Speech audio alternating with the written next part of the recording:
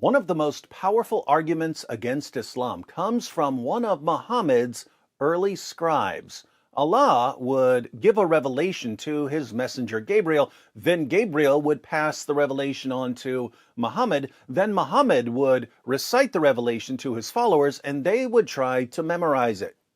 But memorizing it was difficult, so a scribe would write down the revelation. A man named Abdullah Ibn Sa'd Ibn Abi Sarh converted to Islam and became one of Muhammad's scribes. But he eventually left Islam and became an apostate. Why did a man who learned the Quran from Muhammad himself decide to become an ex-Muslim? It wasn't because he wanted to drink beer, or because he wanted to eat pork, or because he was being paid by the Jews. It was because he had indisputable proof that Muhammad was a false prophet. Let's read a quick summary of the problem that Abdullah saw. A little context: when Muhammad conquered Mecca, he ordered his followers to execute specific people, even if these people took refuge inside the Kaaba. Abdullah ibn Sa'd ibn Abi Sarh was one of the people Muhammad ordered his followers to kill. Why did Muhammad demand Abdullah's head? This is from 23 Years by the Iranian scholar Ali Dashti. The last named on Muhammad's execution list, referring to Abdullah, had for some time been one of the scribes employed at Medina to write down the revelations. On a number of occasions, he had, with the Prophet's consent, changed the closing words of verses. For example, when the Prophet had said, "And God is mighty and wise," Abdullah ibn Abi Sarh suggested writing down, "knowing and wise," and the Prophet answered that there was no objection. Having observed a succession of changes of this type, Abdullah renounced Islam on the ground that the revelations, if from God, could not be changed at the prompting of a scribe such as himself. After his apostasy, he went to Mecca and joined the Qurayshites. So Muhammad would receive revelations and recite these revelations to Abdullah, his scribe, and Abdullah would say, in effect, "Why don't we write it like this instead?" And Muhammad would reply, "Fine, write it like that."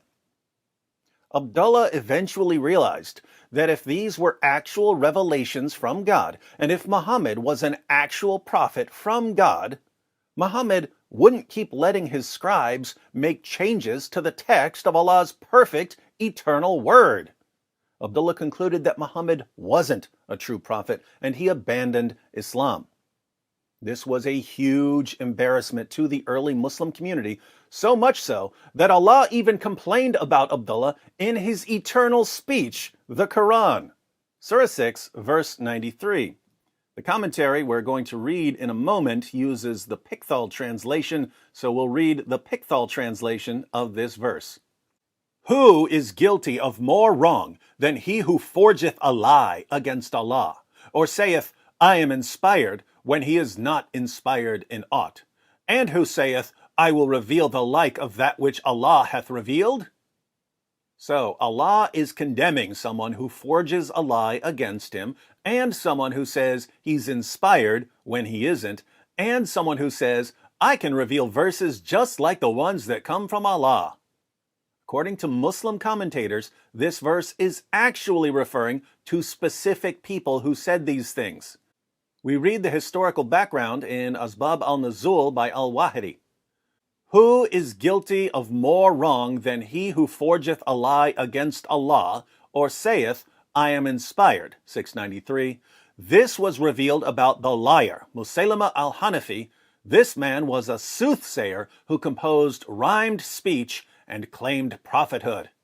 Wow, imagine composing some poetry and then claiming that you must be a prophet because of your awesome poetry. Seems like this was popular in 7th century Arabia. He claimed that he was inspired by Allah. So, one of the people Allah condemns in Surah 6, verse 93, is Musaylima. But there's another. "And who saith, I will reveal the like of that which Allah hath revealed?" 693. This verse was revealed about Abdullah Ibn Sa'd Ibn Abi Sarh. This man had declared his faith in Islam, and so the Messenger of Allah, Allah bless him and give him peace, called him one day to write something for him. Muhammad didn't just call him one day. Abdullah was one of Muhammad's regular scribes, but this commentary is going to focus on something that happened one particular day. When the verses regarding the believers were revealed, verily we created man from a product of wet earth. This is the passage about the creation of man in Surah 23, 12 through 14. The Prophet dictated them to him. When he reached up to verse 14, which says, and then produced it as another creation, Abdullah expressed his amazement at the precision of man's creation by saying, so blessed be Allah, the best of creators.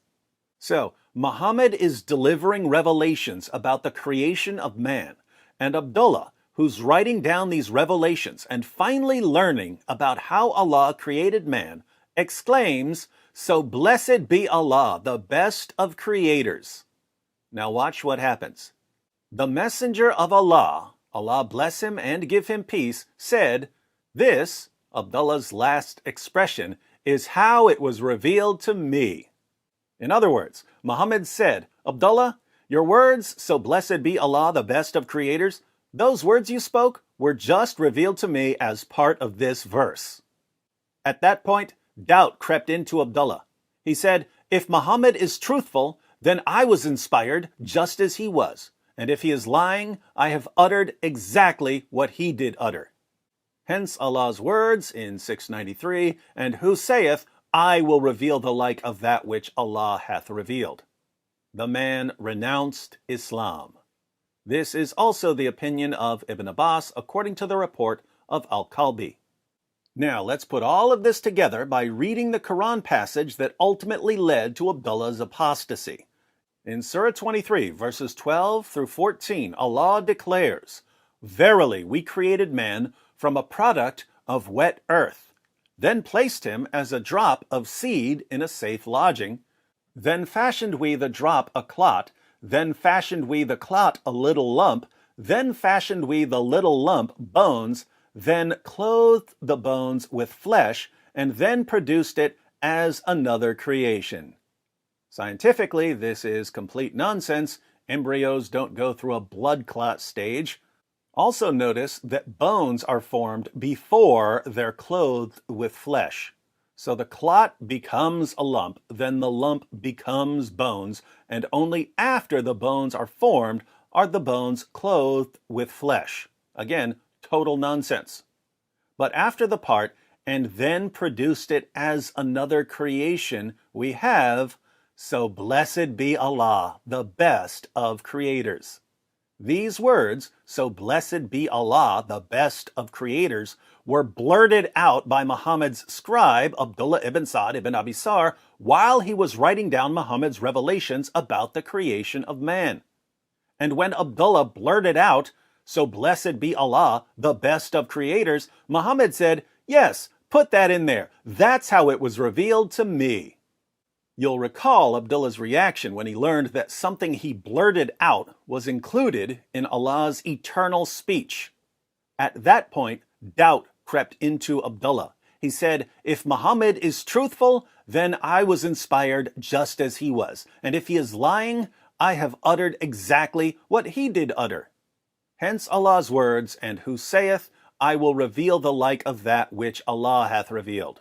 The man renounced Islam. Notice Abdullah's reasoning here. Abdullah thought to himself, there are two possibilities. Either Muhammad is truthful, he's actually getting revelations from Allah, or he's not truthful, he's a fraud. If Muhammad is truthful, if Muhammad is a true prophet, then I'm a true prophet too, because I said those words before Muhammad said them, which means that Allah must have revealed them to me too. But if Muhammad is not truthful, if he's just a deceiver claiming to be a prophet because of his poetry, then I can do that too, because Muhammad himself is taking my words and passing them off as revelations from Allah. Pretty solid argument. What did Abdullah do? The man renounced Islam. Abdullah became an apostate. But not for long, because Muhammad eventually conquered Mecca and demanded Abdullah's head for causing him so much embarrassment. Fortunately for Abdullah, he was Uthman's foster brother, so Uthman interceded for him. The story of how Abdullah survived is pretty hilarious. I'll make a separate video about that. But Abdullah was loyal to his foster brother Uthman for saving him. During the caliphate of Uthman, Abdullah even became the Muslim governor of Egypt.